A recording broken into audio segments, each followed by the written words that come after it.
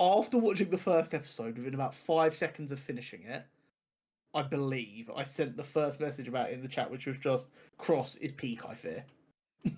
Yeah. And I think and it really is. I was like, how many episodes are we watching? Because It's at that point, I'd watched 2 and I was like, if I have the opportunity to watch more, I need to know because I need to. Yeah, exactly. It's different from Reacher. It's completely different from Reacher, but in a good way. Because the books, just because they're like very popular books, like books aren't the same genre, they're not the same idea. No. And they haven't just tried to go, oh, let's do what we did with Reacher and make it a success. In the sense of, let's make it look the same and feel the same. They've gone, let's what we do with Reacher by capturing the essence of the book and just trying our best to get that on screen. Mm-hmm. And they nailed it. Oh, I mean, after one episode, obviously, I was like, oh, this is good. I can tell. The second episode really, it's such a good, like you say, it's almost somewhat feels similar because to Reacher, purely because, in a way, the vibe of it, the way it's shot, is similar-ish, and how it's put together. But like you say, 2 very different books, 2 very different stories, but both have translated really well. Yeah. I think, do you know what the best way I can describe it is? When you get a script for a Marvel project, traditionally, it goes through the Marvel machine, and what comes out is a very uniform, easily identifiable. You see the film, you go, oh, that's a Marvel film. Mm-hmm.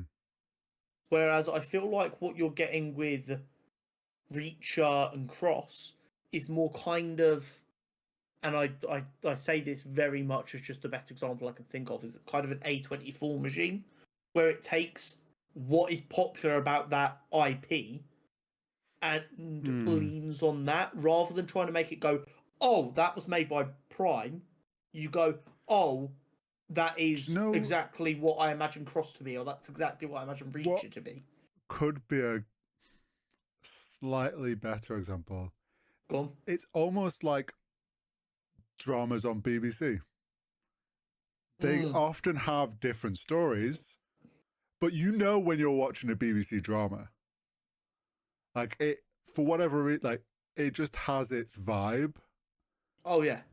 And it's I've long said the BBC is one of the best one of the best places to spot upcoming actors. One of my favourites has always been go back and watch a Doctor Who episode from 10, 15 years ago and just watch a season and see how many random superstars you say played little part roles, and it's fucking hilarious every time. Because if you are a British actor, the only way you're going to get your name with any kind of, oh, we can trust them to work as a professional, is if you've got some BBC productions under your belt.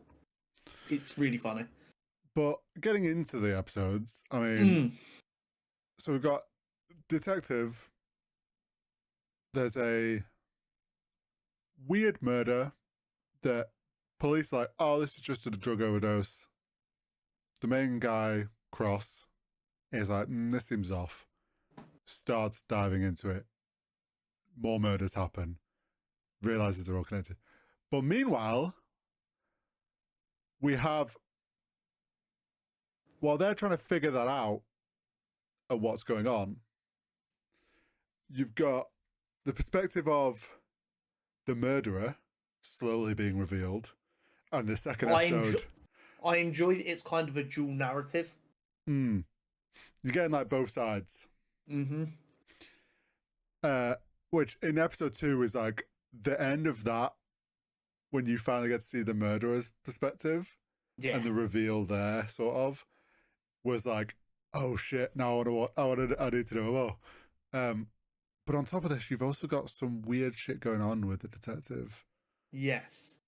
And someone is fucking with him about his dead wife. Okay. I'm getting straight into theories because, as you know me quite well, this is the kind of show where my brain wants to beat them to the punch. Yes. So I've gone through about 12 million theories. My current leading one at the end of episode 2 is the woman that Alex is now dating is involved in his wife's death. And the reason for that is the story about how she's been in love with him since like junior high. And she's like, I'll wait, I'll always wait, I'll do anything to wait for you. And it's like, that just had a sinister undertone to me. The only issue I've got with that is if we believe the way the show is shown to us. In episode 1, when the person breaks in to hang up her dead wife's scarf, it seems like she's at the event with Alex. Obviously, these don't have to be happening at the exact same time, but everything else that's happened in the show has been in a chronological order. So either it's not her at all, or it's not just her. So but it's definitely a woman. Well, yeah, there's a woman, and I wonder if, well, my theories were, is it the someone at the police? Because there's a few people there that it seems like there's some level of corruption in the cops. I think it's a very authentic portrayal of police. They don't care about getting justice. They care about getting their case off the books and getting it closed and dealt with. And I did really enjoy Alex and his partner's name, I forget, just calling out the chief as like, no, you just want your favourite black boy out there on the podium so that people will like, relax about this case. And you'll do a speech. No, well. What? And it's like, I'm not going to just be used as your... Yeah, I enjoyed how it's almost similar. This is where the similarities a little bit with Reacher, in that like Cross is very much, I'm doing it the right way. I'm not going to play into your spin it by the book to make you look good sort of attitude. Yeah. I'm not doing your PR fucking run to get people to be nice about police officers. We fucked up here. This guy has a legitimate concern. Now he's dead. I don't blame them for thinking the police might be involved. But yeah, there's either someone in the police is fucking with him and knows something. Or yeah, maybe the girl, something on a political level. It also, like, it seems like he's made a name for himself, so you could very easily have some like psycho fan. So it seems like he was involved in a very high profile case that kind of made him Golden Boy. I don't know if we have any real evidence if that was before or after his wife died, but it also seems like he might have been suspended or on leave for a while after his wife passed. So I don't know if that physically could have happened in the right amount of time. Yeah, I imagine that's a callback to an earlier book because I don't think this is based on the first book. But yeah, so maybe there's something from that past case. But yeah, it's definitely really curious a woman to know with the two killers on the loose, his wife's killer and the serial killer who is the main focus right now. I'm really curious to know if his wife's killer is more of like the Moriarty archetype, who isn't just going to be done after this season and is going to be like a long running, I'm ruining your life, I'm doing everything I can, blah, blah, blah, blah. And then each season will have the case he's actually working on. Because, I mean, it's been made clear over these first episodes that Cross isn't particularly stable. Well, yeah, he's clearly never properly dealt with his wife being murdered. And I'm guessing, obviously never caught who did it, so that's fucked with him because of the sort of person he is. Yeah. I'm also...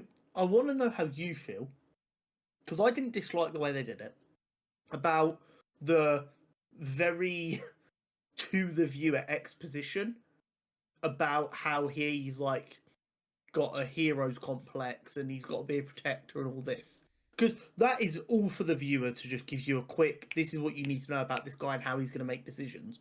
I feel like they did it in a relatively okay way. Oh yeah, I think the way they did that's fine. I also think it kind of, there are people that are very self-aware of themselves. Yes. That therapy is not always very helpful to them because they already know all the things like a therapist is going to say. So like his attitude of, there's no point me trying to go to see someone to fix this because I already know all these things, kind of also plays into that whole heroes complex. And like, I think they did it in a perfectly fine way. And yeah, like you say, it helps the viewer understand more about him. Well, yeah, because before that, all you've seen is this guy who seems really calm and cool on the outside, and has just kind of flipped his lid a couple of times. But having that exposition to go, no, it's a hero complex, all he cares about is feeling like he's in control and protecting the people he cares about.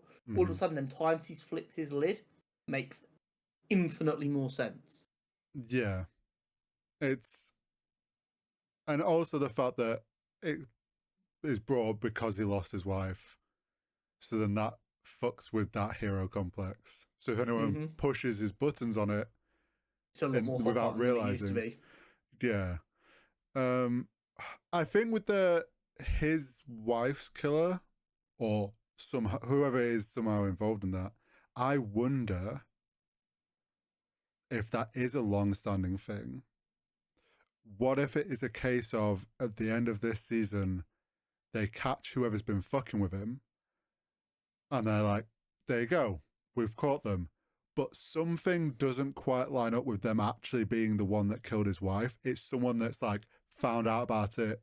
You know when someone sort of like is a copycat, but that copycat, but for the attention rather than they recreating the crimes. We're gonna fuck with you and try and take the blame, so then we get that attention.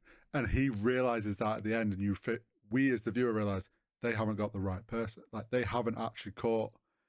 And then everyone's gonna think, no, we've got them. Why are you still on this? Yeah, and he's gonna be going crazy. It's absolutely. It is the very best of like that thriller series. I thought they were going to be more mysterious about who the serial killer is. Even though at first they made it painfully obvious the blonde dude was weird.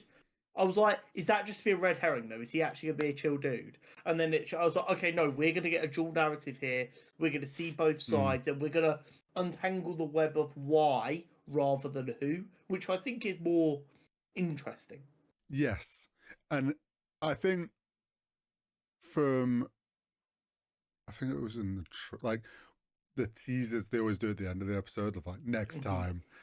It shows they obviously find his book eventually and stuff, and that's going to come down. Like I think you're right. It's going to be a chase of them chasing who is this guy and why is he doing this. Yeah. More so than us as the viewer trying to also find out who. We just care about the why. Yeah, it makes it a little more character driven, because instead of just being and learning about Alex, you're going to learn about the person he's hunting as well and how they cross paths. The other character I'm interested in regards to his wife, is the FBI lady who clearly worked on him with the case that made him a bit famous and clearly didn't get as much media attention from that case. Maybe she's involved. What I will say is, having been someone who's binge watched a lot of Criminal Minds, what that show taught me is when women kill, it's for passion. I feel like getting jilted at work by someone who you feel has got a leg up would very much be a case of, how do I hurt them? Oh, I'll kill their wife. And she seems a bit weird. She seems weirdly flirty with him in a way that the killer kind of seems to be being, with like sending the flowers and stuff. Yeah. What it also could be someone we've not been shown for the purpose of they were big on a thing, but then they never got the light, and that like we haven't been shown them yet because they've been so pushed to the side. Oh, I won't be surprised at all if they are just sprinkling these like people are a little bit suspicious, because people are suspicious. Everyone has little secrets. And you could be absolutely right that we have no real indication of who this person that killed his wife is, and they're just giving us a bunch of characters so that idiots like me go, oh, what if it's them? Oh, what if it's them? Oh, what if it's them? With the killer, would you like me where you were actually quite shocked that it went down at the end of episode 2? Yes. Because I was like, oh, she's texted her mum. There's this sort of setup of she's covering herself. like he's only just starting to put like there's going to be a bit of this is him like getting her more comfortable with him, and then when he drugs her. When he goes, "Oh, you don't need to worry about that. I'm not that kind of guy." I'm like, "But we know you are." And then it was like the double reveal of, no, he's not the kind of guy who's stupid enough to hide it in a drink. Him then revealing to her, and it being like, she's like, "Oh, and then it's like, "Oh, put it in the hand sanitizer because you're a germaphobe." And then it goes into listen because I've done my research, and you're like, "You know what's "Oh so shit!" funny? When she walked in and she did the hand sanitizer on her hands, because we see her do it. In my head, I'm like, wow, you can really tell this was made post-COVID. That's what my brain instantly thought. I didn't go, why have they put so much emphasis on her cleaning her hands there? That's weird. My brain went, oh, look, post-COVID. See, for me, it was because I'd spotted it, obviously, when they went to the art gallery thing, she had one in it. Like, she obviously did it often. And the one by the door, I was like, oh, he set up hand sanitizer to help sell that he's a similar-minded person. Like, keep selling this, like, wanting to date him. I didn't expect it to be drugged hand sanitizer. But then the reveal of, like, she's like, oh, well, my mum knows I'm here. And he's like, oh, does she? Why don't you ring your mum then? And it rings his phone. I'm like, wait, how? When? So, not to scare people, that is very much a real thing that people can do. Incredibly easy. The barrier to being able to do that is just money. And this guy clearly has money. Well, there's a scene where isn't it where he puts his number in her phone? Yes. Well, I was like, oh, maybe he also like changed. Oh, it might have been as simple as that, yeah. Yeah, just gone into mum contact and changed it. Because let's be honest, if someone did that in your phone, you're not gonna check the number in the contact of your mum. I'm gonna be completely honest. If I was to go through my phone, I don't know if just by looking at the numbers, I'd be able to guesstimate what's right or wrong. The only phone number I know, or two phone numbers I know, are mine and the landline for my parents' house. Not even the mobiles, the landline. So, yeah. So, and in all fairness, I know that landline number so well that once upon a time when I was 18 and I was out and I was blackout drunk, I was able to recite it to Jenna so that she could get hold of someone. So, like, it paid its dividends, but yeah, they're the only numbers I know. So yeah, that reveal, like for it to like actually kick off at the end of episode 2, which was why I was like, oh my god, I very much nearly went straight into episode 3 and had to catch myself. So what the other thing I want to talk about was the serial killer, this rich dude. It seems based on his book that he's trying to find surrogates for serial killers. Yes, he's trying to find people that look similar enough to a serial killer or some murderer. For whatever reason, he has a gripe against them. If you remember, in the first episode, he said that his mother was murdered and they never found the killer. Oh, so I'm wondering if it's some weird kind of transference of the killer never got punished, so I'm going to punish people who look like killers. Like that kind of idea of he's not angry at women or children. He's angry at murderers. So he's trying to find surrogates for these famous killers. Because people remember the killers, they don't remember the victims. I wonder if it's almost like that he's like, well, they never found the killer. It has to have been one of these serial killers. Like, maybe. Maybe he's like, oh, these serial killers all operated in this area. Maybe they one of them. But like he can't punish them anymore because they got death sentences or whatever. Yeah. So he mentally is like, oh, I'll make them look like it. So then I'm tricking myself into actually getting to punish these serial killers. And then I think I'm doing something right. It was infuriating to me how long it took a police officer to go, well, I mean, his hair was cut. Like, some of the stuff that they were like just dismissing, like the chief of police woman was like, oh, maybe he could it, and it's like, no, the last meal of the last meal that he knew if he took this drug he was going to die, so why would he buy 2 doses, is the most obvious thing ever. If you are going to kill yourself on drugs, which you shouldn't do, obviously, you're not going to buy a second dose because you know the first one's going to kill you. Like these, and it's not just like one of these things. I could get an idiot going, it's a bit weak, but all of them, you're just like, okay, let's use our brains here. Something's not right. And all of his family is saying there was no suspicious behaviour, so it's not like he had some mental break out of nowhere. Something suspicious has happened that is worth investigating, even if it isn't murder. Something weird's gone on that we need to try and work out what it was. But yeah, I do like that despite him being a police officer, this doesn't feel like too much of a propaganda show. All police officer focused shows are going to feel a bit propaganda. But this one is very much like, oh no, some of these police officers are dicks. Well, yeah, it's very much showing what often is the corruption that people kind of latch onto. Isn't necessarily corruption. It's just the chief of police have a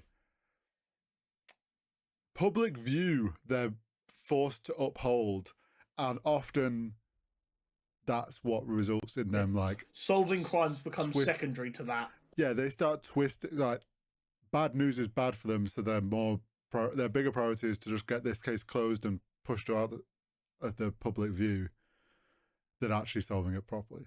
I liked also the thing of like when the dodgy lad, when they chased him because they needed his phone or whatever, and they're walking him back and obviously gets shot by a sniper.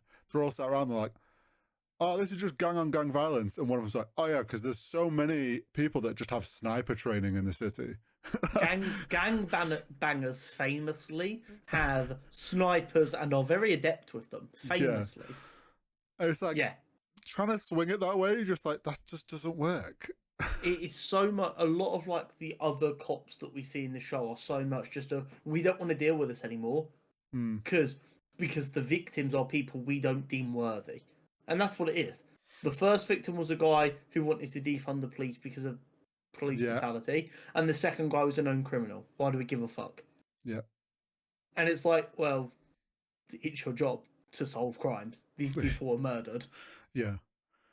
But yeah, phenomenal show. I'm loving every second. Already hooked.